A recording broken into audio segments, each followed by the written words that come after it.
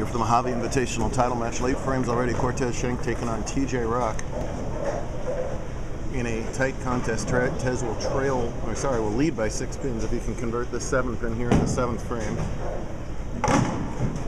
Bowling on 2 different patterns. The right lane is Great Wall of China. It's theoretically much easier than the left lane, which is red square. China is basically exactly what it says, a great wall. That wall is deteriorated by this point after 5 games of qualifying and 10 games of match play. On the left lane, red square is dead flat, 1-to-1 ratio. Miss left goes left, miss right, say bye-bye. Tez won his 75th career JBT title. Yesterday here at Gold Coast, TJ looking for his first scratch singles title with us. Nice looking shot on the tougher pattern. Maintains that 6-pin lead, but a big opportunity for Rock here as he's coming up with a strike working on the easier lane. Also a huge advantage for TJ in this match is the fact that he was the higher seed, and as such he got to choose the letters, and of course he chose to finish on the on paper easier lane. As I keep saying that, asterisk on paper. Nothing's easy when you're bowling for $1,000 for first and your first career West Coast JBT title. He won the East Coast Las Vegas Open a couple years ago. Got a hook. Oh man. That's the one he really wanted. Yeah, and we keep saying asterisk because just because they start out easy doesn't mean that easy lane's going to stay easy. They can wet dry, they can just plumb burn out.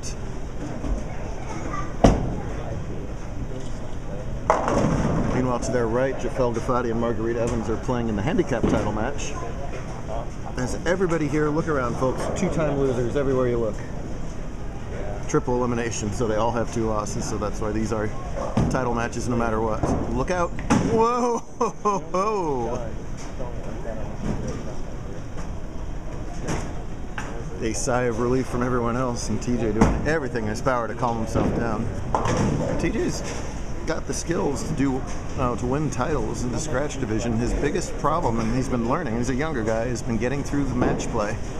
He exercised a lot of demons today, getting by some opponents who've been difficult for him in the past. So I think this is a major step forward for Rock today, regardless of the result of this match. But he's got himself every chance to win it here. This is his last shot on the hard lane. Asterisk. Let's see what happens. It may well be. No.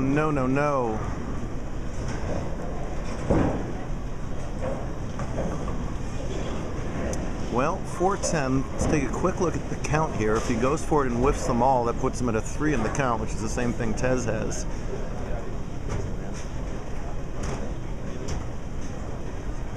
Tez still, of course, has to finish on the hard lane, but it might not matter by that point. I think here you do the sort of semi-go for it. It'd be nice to have the pin count advantage, but boy, spare would be electric. And instead he whiffs them both. Well, 173 through 9 for TJ. Puts Tez up by 20. Strike here, and then a 9 miss, would, well, 8 miss, let's just say. 181, 199, 207. So a strike here will just about ice it. There it is. Of course, the split was bad news for TJ, but I think he'd really want the 8th frame back where he had a chance to double up on the softer of the 2 lanes. Anything barring catastrophe, and Tez will be a 76-time champ. Just yesterday, he set the all-time record for titles in 1 season, passing Jacob Butler.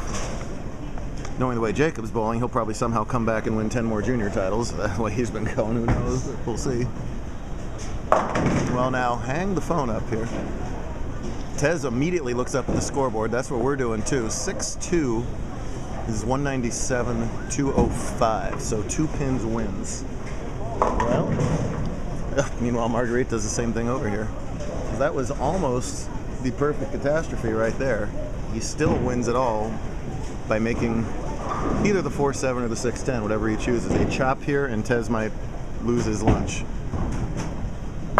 Oh, avoids the chop. That's 205, and that is a win.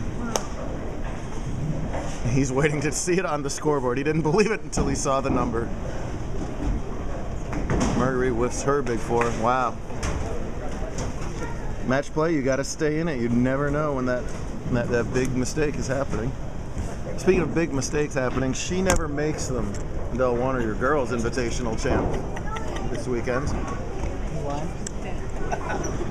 What's that? Six or 700 titles? Something like that. Something in that general department? All right, very nice.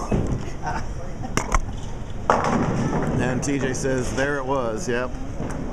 Hey, listen, like I said, regardless of result in this match, it's a giant leap forward for, what, about a 14-year-old dude? Congrats to him, and Tez, what a sweep of the weekend. Just a story we've heard many, many times.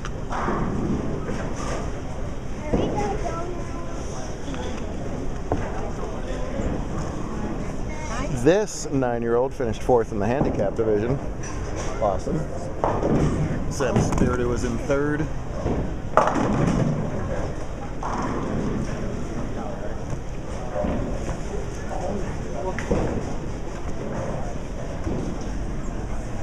She already won once this year. Yeah.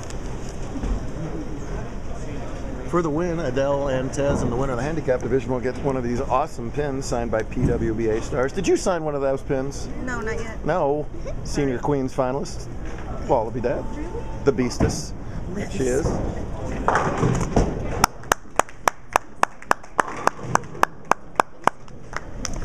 Head up high, TJ. You earned yourself proud. Let's see whether it's Evans or Gafati in the handicap title match in part 2.